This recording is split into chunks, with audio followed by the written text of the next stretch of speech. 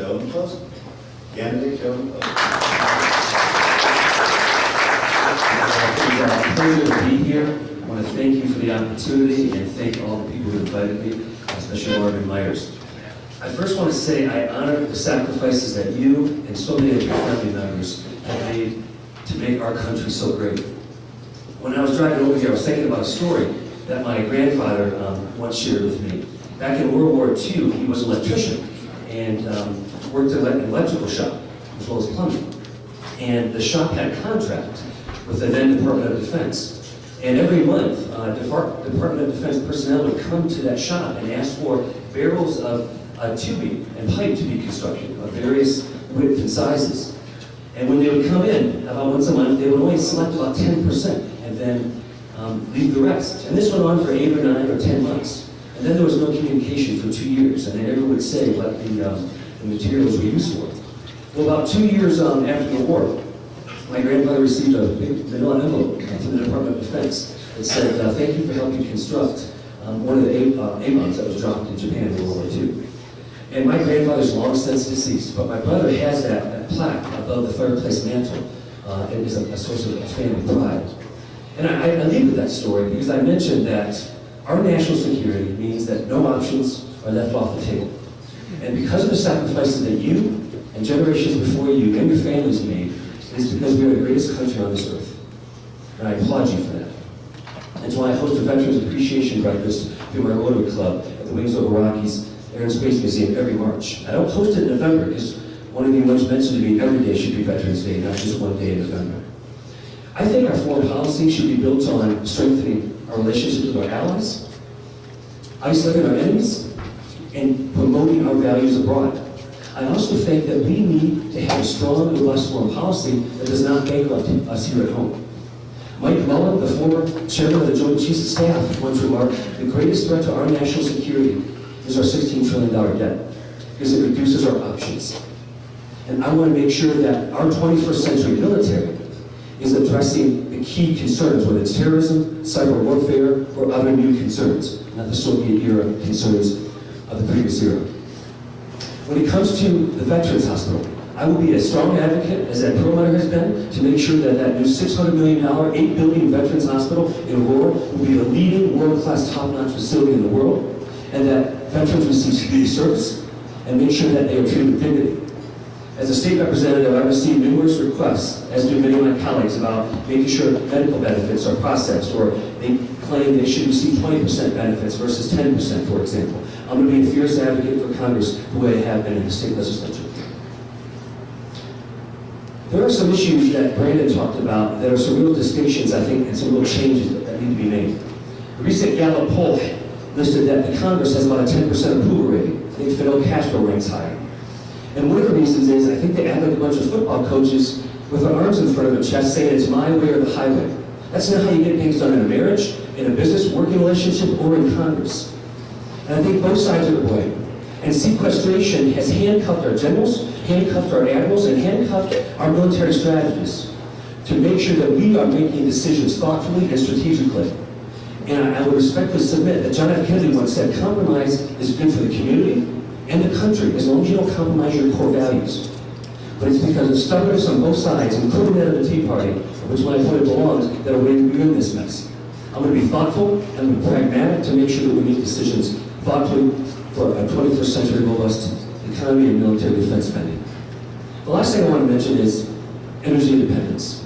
I have an all-of-the-above strategy. I had one colonel once tell me it makes no sense to have a 7,000-mile oil supply chain to the Middle East to retrieve our oil, where we spend over $1 billion a day to retrieve it, from countries that don't have our best interests at heart. I applaud all the branches of the military that are investing in things like biodiesel for certain ships so that we can be more independent here at home, including renewables. I want to thank you for your service, and God bless you, and thank you for this opportunity. And I appreciate you voting November 6th.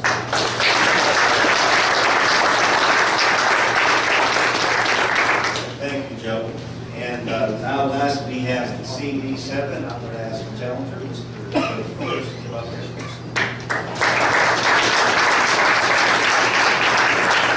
Thank you, Ralph. Certainly a joy and an honor for me to be here today. What a great movie. This reminds me that we can't have a strong military coming out of Washington, Washington D.C., strong practices that are partisan. We need to have a strong military because it's the right thing to do. I didn't serve in the military, but I was the chairman of the Air Force Royal Foundation for 8 years, and was the only branch of the service that did not have a memorial in Washington, D.C. And my first 8 years, then we ran into a battle with the Marines, which was kind of fun. So Ralph Lowe Jr. got to finish the project. We have now the beautiful spires on Columbia Pike back in Washington, D.C. And the other thing that's going on here that we all ought to be proud of is that finally it looks like we're going to be able to break ground on the VA hospital. The first Republican representative from CD7 was Bob O'Bray. He was the one that started that action, and I applaud all of the Congress people that have come since then, including my opponent, for getting this much needed hospital in this area. I was asked to comment on some things. Do you support protecting VA and DOD budget from sequestration? Sequestration is a real problem because there is no definition about what things can be cut back. So I'm for protecting the VA and the Department of Defense from arbitrary sequestration.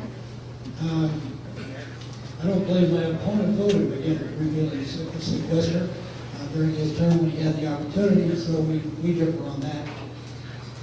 I am concerned about the impact that the indiscriminate possibilities of sequestration have on you all, have on our military, and that needs to be addressed above anything else. I want to protect the programs that serve veterans who are coming home from war with PTSD and TBI. Specifically, I've had the benefit of seeing hyperbaric treatment in practice in a facility up in Louisville. And I'm really surprised that the Veterans Administration hasn't taken hyperbaric treatment under its wing to help our vets who have PTSD and TBI from those ailments. I'm really concerned about the disability backlog. An article I read yesterday said that the backlog of claims is at near record highs, with almost 66% of claims being backlogged 125 days or longer. This has got to change. Too bureaucratic. Do I support efforts to promote adequate and timely small business loans for veterans? Absolutely. Small business growth has suffered under my opponent's regime the last 6 years. This country is at a 30-year low in new small business startups. And it's because there's too much fear, uncertainty, and doubt brought on by too much government in the way. We need to get the government out of the way so that small business can grow and thrive, and our vets can play a really important role in this. Providing customer solutions with my business at Coors Tech in my congressional office. When I get back to Washington, D.C., we'll do the same for veterans. Do I support maintaining separate and distinct veterans health care plans that are not tied to any other national plan or taxed under a national plan? Yes. The onslaught of Obamacare is going to impede TRICARE, and you all need to watch out for this because TRICARE is your plan, and you need to see what your congressman preserve. We need to keep our sacred commitment to veterans. Probably I need to go back. The reason I'm running is really because I'm afraid that the American dream is being snuffed out by our current government practices. It's important to me because my great-grandfather stowed away our boat, came to this country in the late 1860s without a penny to his name, worked his way west, out of the Yale Coors Brewing Company.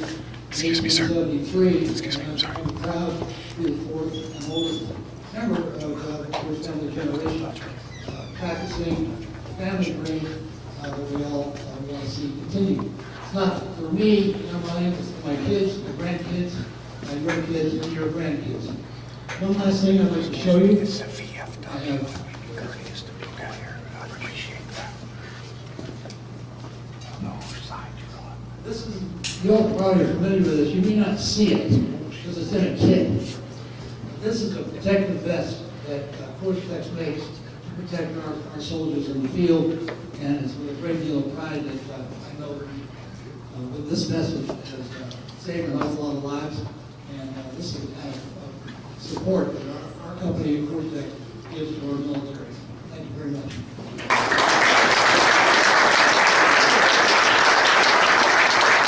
Thank you, Mr. Forrest. And before we get to Congressman Carter, I just want to say that you're the only incumbent that's here. I'm not exactly sure what that message means, but for all you challengers, let me say, 2 years from now, we expect to see you here too.